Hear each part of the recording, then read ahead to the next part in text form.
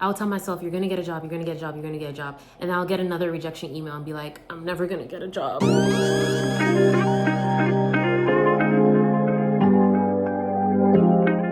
Hello, welcome back to my channel. It's your girl Toby, and I'm a self-development and lifestyle content creator and podcaster living in New York City. I love to make content encouraging the girls as we're navigating life. So the ups, the downs, the highs and lows, and I'm right here going through life with y'all. And I don't have all the answers because nobody does, but I just promise to share my learnings as I go along and to make this a safe space where we can discuss everything that has to do with navigating life. So whether it's dating, making new friends, you want to move to a new city but don't know how, issues with your job, just like everything, like let's just go through everything together.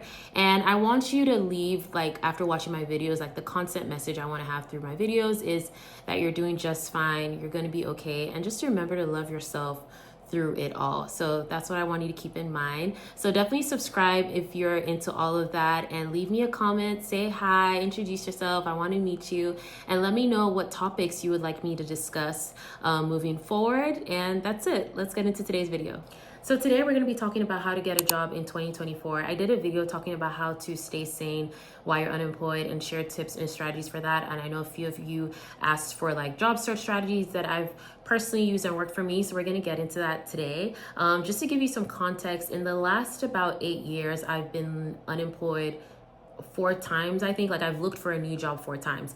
And just to put that in perspective, each of those 4 times I haven't had a job while I'm looking for the next job. So it makes you definitely a little bit more desperate maybe, but let me just share the tips and tricks that I've used to get jobs each and every time, and hopefully they work for you. The first tip I'm going to share is a very obvious one, which is to keep applying. And I say this because I know how easy it is to get discouraged if you keep getting rejections or you keep not getting offers after multiple interviews and you're just not getting any traction in your job search. It's very easy to be like, okay, I don't want to do this anymore. But you can't get your job unless you keep applying and keep going. So I know it hurts, but you need to submit one more application and keep telling yourself that every single day.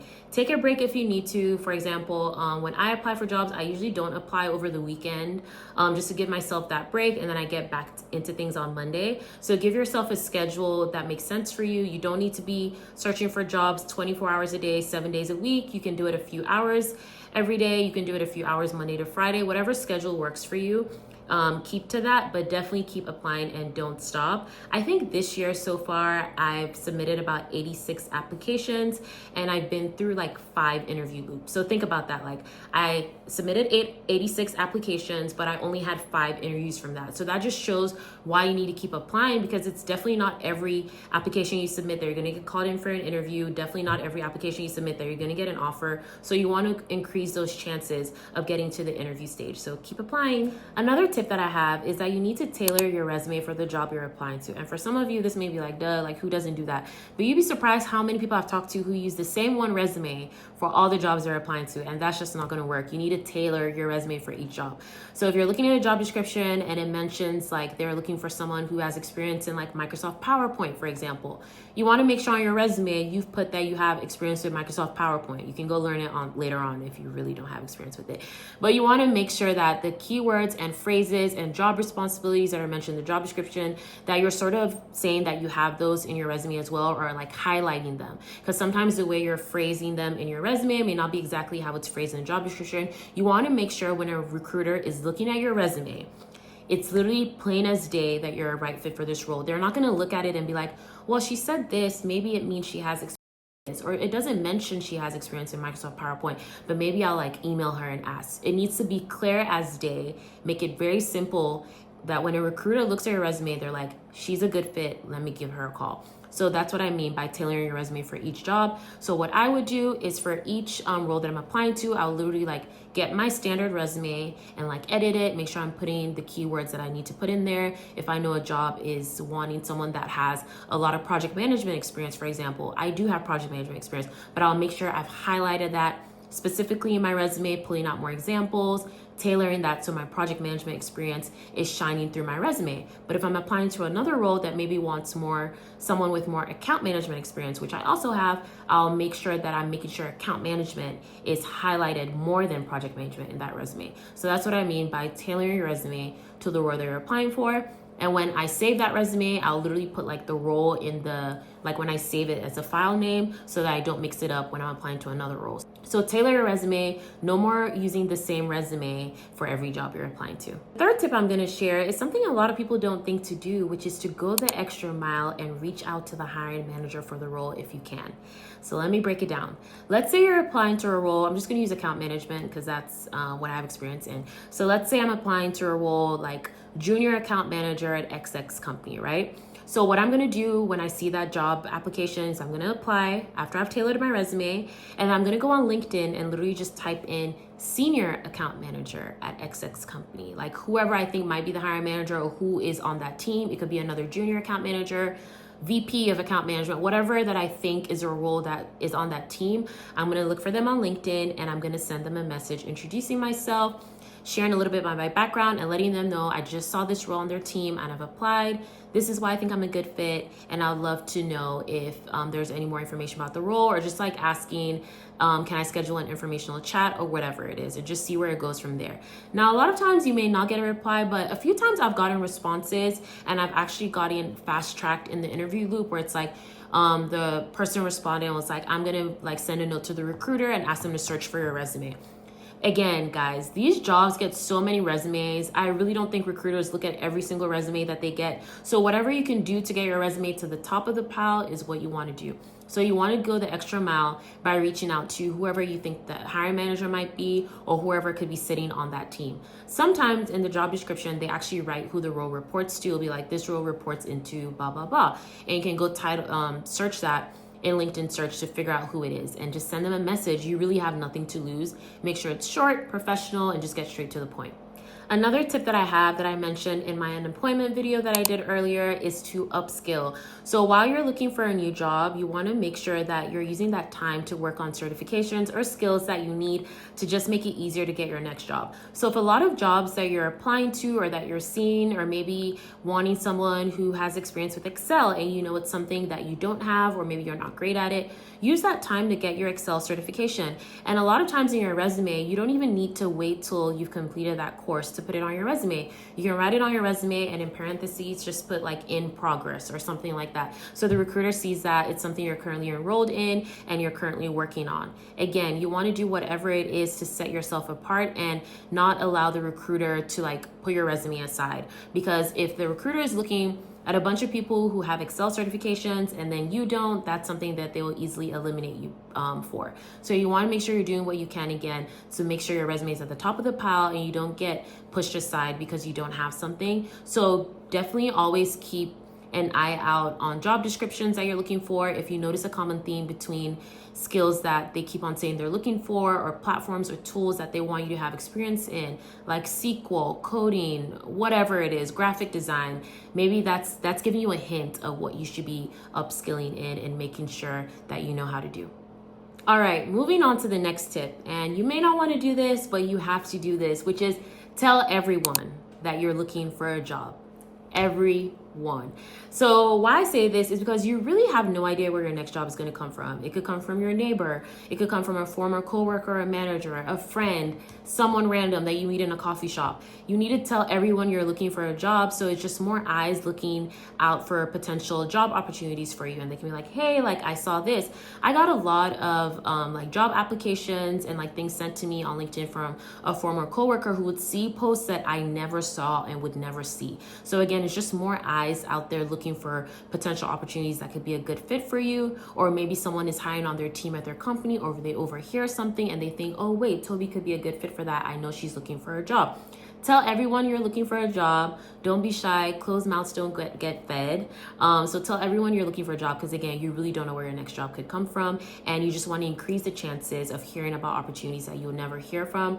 I think there's a stat saying like about 70% of jobs never get posted online. So they're never like advertised online. It just like goes through word of mouth, or like, of course it could be like hired like internally or things like that, but a lot of the thing is just like word of mouth. Like someone's hiring for a team and just like ask friends or former coworkers if they know anyone looking or could be a right fit. So you definitely don't want to decrease your chances by keeping it to yourself. So tell everyone, post about it on LinkedIn, just be very open about it, like, and tell everyone you're looking for a job.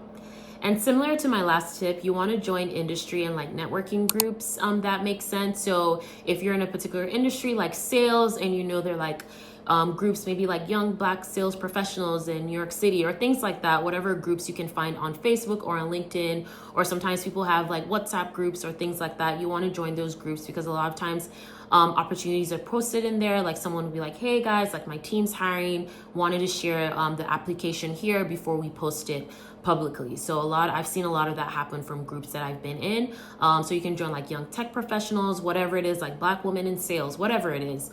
Make sure you're joining in relevant groups to, again, just be made aware of opportunities that won't get posted online, or to get to the front of the line before the application is made public. Now, this is my favorite tip that I actually think is slept on, which is to send cold emails. A lot of people are scared about this or don't think about it. So it's just basically like shooting your shot. So sometimes I've applied to jobs, when there's actually been no job application. So it's a team that I admire at this company, and I just like look for the relevant point person, and I just shoot them a message saying, hey, I'm a big fan of like your team, and I mentioned like a particular project or something that I've seen the team do, and I introduced themselves, and I just asked like, are you hiring anytime soon? Here's my resume, let me know.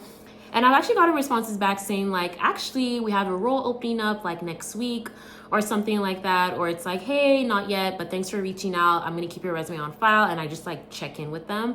So it's actually a great hack that a lot of people don't do. Just like send that email. You don't need to wait for a job application to be posted before reaching out to that company, letting them know you're interested. And one day I need to tell y'all the story about how I got an interview at Vogue magazine. I literally just remembered right now as I'm doing this video, by sending a cold email to their director of events. And literally they emailed me and like, they have an events role. It was never posted, nothing. And I literally had that interview, and I was interviewed right opposite the event director's office, was literally right opposite Anna Wintour's office. And I saw Anna Wintour at her desk. So it's so crazy. That's the only time I've ever visited the Vogue office. And it was literally just because I sent a cold email saying I want to work on their team. It didn't work out, but that was a new contact that I actually made and kept in touch with. And again, you just never know what opportunities you're going to get. So send that cold email today. Another tip that I have that is not only relevant when you're looking for a job, but is really relevant all year round, is adapting to the market. So what you need to do anytime you're in a role is to keep an eye out on sort of where the industry is going, where your industry is going. So for example, as we've seen, a lot of people that work in like magazines or editorial work are getting laid off just because people are no longer reading like physical magazines. Like online readership is going lower. I don't know the real stats, so don't quote me on this, but a lot of people working editorial have been laid off. So it's sort of like them needing to keep an eye out on like, where can we take our career? So a lot of people started going to the brand side or going to tech and things like that, so they can still work with like publishers, but within a tech company. So what I mean is just like adapting your skill set and your role to what the future is sort of saying about your industry. So for example, I started out in project management, and then I had to take an office manager role just to get my foot into this company that I was in. And I was sort of thinking like, I want to end up at a tech company. What role sort of makes sense in a tech company? And I was like, partnerships, which sort of leans into the experience I have working with partners, working with clients. And I'm like, okay, I know that in 3 or 4 years, I want to have a partnerships role at a tech company. What do I need to do now to set myself up for that role? And I was like, I need to pivot into working on the partnerships team at the current company that I'm at. So I did that. From office manager, I managed to get my way, and I was an account manager on the strategic partnerships team at a fashion company, and was able to get invaluable experience that set me up to getting my role at a tech company. So I worked at Facebook. And I was able to get that experience just because I was strategically thinking years back. So that's something that you want to do when you get your job. Always be thinking like, where's my industry going in the next couple of years? Or what kind of role do I want to have in the next 4 or 5 years? And how can I leverage my current role now in the current company I'm at now to get those skills, so that when I'm ready to like, peace out at my company, I know that I've built the skills that I need to get my job at the next company that I'm going to. So you want to think about that. And it's still relevant in your job search, because if you're looking at jobs and every single job that you're seeing, maybe they're calling it a new title, or they want you to have experience in a particular thing, you need to start adapting your resume. You need to start adapting your skill set, even your interviews, like how you do your interviews, how you talk about your past experience. You need to adapt it to sort of where your industry is going. If they're starting to look for experience in this kind of thing, you want to make sure you emphasize that in your interviews. So in general, just to summarize this tip, you just want to keep an eye out on market trends for your industry and adapt. All right, we're wrapping up soon here. I hope you're still with me, but we can't talk about how to get a job in 2024 without talking about interviews. So you've tailored your resume, you sent your cold emails, you've DM'd your hiring managers on LinkedIn, you've gotten new skills that you can use in your next role. You kept an eye out on market trends, and now you've made it to the interview stage. Congratulations. But now the work is getting started, because the interview stage, it's like, that's where it gets serious. So you want to make sure that you're prepared, you know who you're talking to in each interview. Like, make sure you look them up on LinkedIn, see if you have anything in common. Did you go to the same college? Did you grow up in the same town? Just like things that you can mention in the interview. So you want to make sure you do your research on who you're going to be speaking to. You want to do extensive research on the job that you're interviewing for. So what I would do is literally copy and paste the whole job description and literally make like little notes besides each bullet point of what the role's responsibilities are, and write down what my experience is so that I can be prepared to answer any interview questions. So if they're like, tell me about a time you did this, like I can quickly pull up like an example or an idea. You want to make sure you're practicing those behavioral questions. How do you handle conflict? Where do you want to be in 5 years? Another one that sort of trips me up sometimes is when they ask like, what's something that you still think you need to work on? Like, what's a skill set that you need to work on? Because you want to make sure, this is like a trick question they ask you. You want to make sure you don't mention something that's in the job description. So if you don't prepare for this question beforehand, sometimes you end up doing that. And I don't want to go on a tangent, but I'll just give a quick example. So let's say the job says they want someone who's like great at like presenting to clients and executives and things like that. And then they ask you like, what's a skill set that, you still want to work on? Like you still think you need to grow in. You don't want to say, oh, well, I think I need to work on my public speaking skills, or I need to work on my presentation skills, because in the job description, it says they're looking for someone who's good at presenting to executives. So don't say you need to work on your presentation skills. So you need to mention something that's not in the job description, that's not relevant at all. So definitely prepare for that question. So just like that, you need to prepare for all those questions, behavioral questions. You want to prepare for any like questions about your resume. So make sure you know what's on your resume. You can pull it up. The good thing about doing virtual interviews now is you can like pull up your resume like side by side to like the Zoom call or whatever. But just be prepared for the interview stage. You have to be personable. You have to be knowledgeable. And basically the interview is to prove that you're the best candidate for the role across all the candidates that they're talking to. So interview prep can be probably a whole new video. It's something that I'm still learning myself. I've definitely gotten better in the last year or two. It's also something you always want to practice even when you have a job. So even when you're not looking for a job, sometimes just apply to stuff or just like interview for something just to keep those skills sharp. Because if you stay in a role for like 3-4 years and then all of a sudden you're looking for another job, you're going to be rusty if you haven't done a job interview in 3-4 years. So good advice someone told me is to always just do job interviews just to get that practice in. All right, quick water break. My final tip is going to talk about your mindset. So you need to be positive and persistent during your job search process. So positive, because I know it can get very discouraging when you keep getting those rejection emails, or you keep going through those interview loops and then they don't even get back to you, which side eye, or like you think you connected with everyone and then they tell you you're not a good fit, and then you start to take it personal, like, is it me? Like, what's going on? And I want to say it's really not you. When you think about it, and I try and put it into perspective to help me here, there's so many candidates looking for a job, especially now in today's market. They have great skills, great personalities, worked at great companies, and there are only so many roles. So if you think about it, sometimes it's really not that much of a difference between candidate A and B, but someone just has something that just pushes them over the edge. Maybe they have the exact experience that hiring team is looking for. Maybe they've worked with a hiring team previously. Maybe the role went to an internal hire. You just never know what it is, and you don't even want to get into that sort of mindset where it's like, what could it be? And you're obsessing over it. Just like the way I would take it and what I tell myself when I don't get an opportunity is just like, well, it wasn't for me. And you want the role that is right for you. You never want to force a job to happen. You never want to force a role to happen, because then you start and then it's a mess and you're just like, why did I take this job? And I know that in this job search process, you're frustrated. You don't want to submit another job application. You want to be done. You really don't want to apply to jobs from a place of desperation, because then you take that job that you really know maybe it's not the right fit for you, and then you end up regretting it like 2 months later. So definitely try and be as calm as possible throughout the process. Remind yourself that it's not you. There's just so many candidates out there. And honestly, the right role for you sometimes is the easiest. Like the past jobs that I've actually gotten, the interview process has been so smooth. Communication with the recruiters have been really smooth, and I just get the offer. And then the jobs that it's like, oh my God, I haven't heard back, and I've had to practice so much for the interviews, and it's been a lot of stress and tension. I end up not getting those roles. So I'm like, what is it? So the job you end up getting might probably be the easiest one that just like falls into your lap. So just keep going, be positive, keep saying those positive affirmations that you're going to get a job, and believe in yourself through it all. And on the second hand of that is being persistent. So still submitting those applications, still sending those cold emails, still reaching out to people on LinkedIn, still telling everyone you want a job. Because again, like the example I shared at the beginning of this video is I submitted like 86 applications and I only got 5 interviews from that. So if you think about that, again, it is a numbers game and you just need to keep going.